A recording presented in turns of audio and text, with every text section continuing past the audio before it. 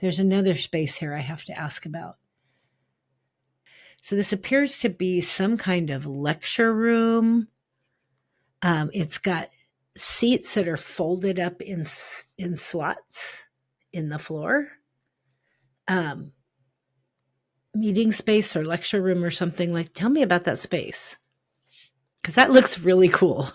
And the way those seats are like, just kind of folded up and stacked in there. Yeah, those are jump seats and very cool because they don't take up a lot of space when they're not engaged, and they have a very nice detailing to them. But that was one of the spaces. What I was talking about is when you're on the first floor and you get to one side of the building, you're in the auditorium, but you can also get to the auditorium from the second floor as well. So it's like you could actually pass through there to get from one space to the next.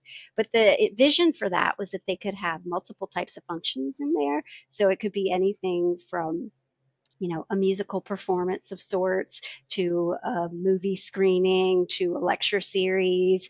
Just what ways can they program that to really involve the community, engage the community, and make the space more accessible to everyone. So yeah, that was we rolled out the red carpet in there for sure. That's the only place in the project that we use that really intense red color, and that was actually the client's suggestion.